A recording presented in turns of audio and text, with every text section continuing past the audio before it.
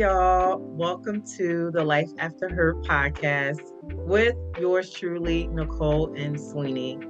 I hope you all had a wonderful holiday, a wonderful Thanksgiving, and you had the opportunity to rest, hang out with your loved ones, and just enjoy the time off. Today's episode number 9, is entitled, What Did the Church Folk Think? In today's episode, I want to share with you 3 ways on how to maintain your peace in toxic situations. In chapter number 9, Journee had to truly mentally prepare her mind for what she was about to walk in. And although the church was a safe place, a sanctuary, a place of a safe haven for Journee, she also knew that she was walking into a toxic environment because of Case. Journee knew what she was walking into. Journee knew that Case would sometimes antagonize her. And Journee knew that the church folk were listening to certain rumors, but she didn't know who to trust or what to believe in that particular environment. And so it was very toxic for her.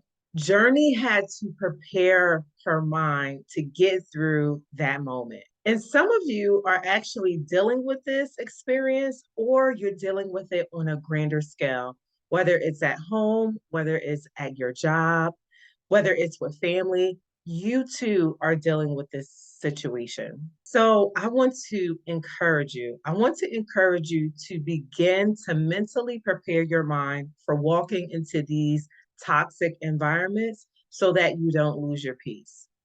One of the ways I want you to mentally prepare is to know how you can shift your mindset in those moments to a much positive place, even though you're walking into a negative experience. So, what helps you to have a positive mindset?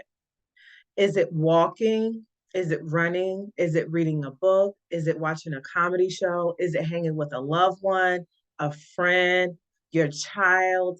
Is it even writing out something? Is it listening to your favorite song? Whatever that thing is, I want you to make sure you mentally prepare yourself for what you're about to walk into.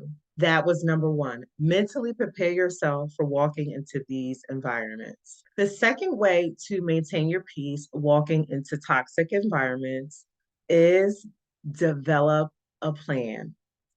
Journee knew exactly what she needed to do for her own self, for her own saneness, in order to maintain her peace during this certain time frame. So you want to make sure you develop your plan. Do you know why you can't afford not to have a plan? Do you know why you can't afford not to have a plan? Because you have too much to lose. What do you have to lose, you may ask? I will gladly tell you what you have to lose. You have to lose your peace, your sanity, your purpose, your dignity, and your respect, those that might look up to you, your future blessings, and yourself. Those things are not worth losing. So I strongly encourage you to have a plan in place with walking into toxic environments. Journee mapped out a plan for herself. She promised herself, in order to get through those moments in church, because Case was there and she know how he was, she didn't make eye contact with him.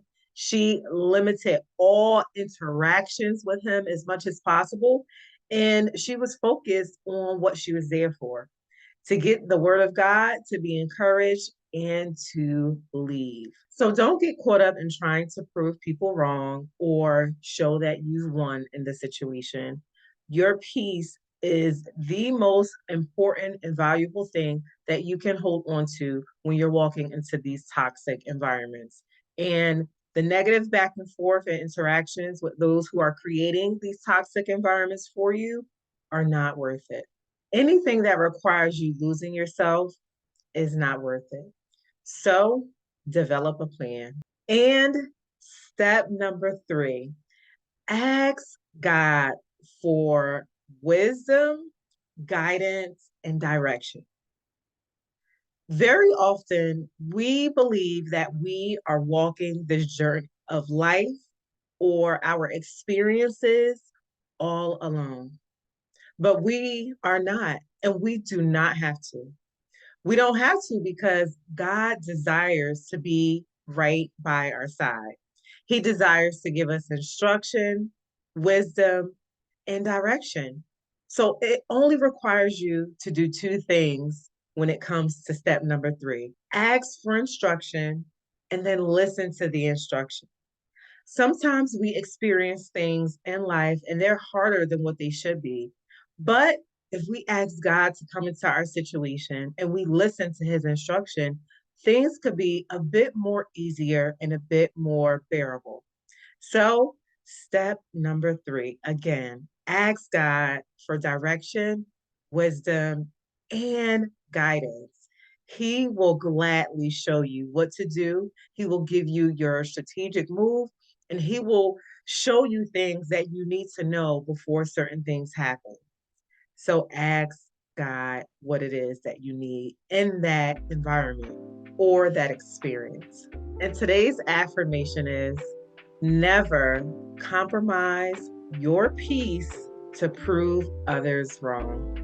All right, y'all. I hope that you enjoyed this podcast episode. I look forward to you tuning in next week.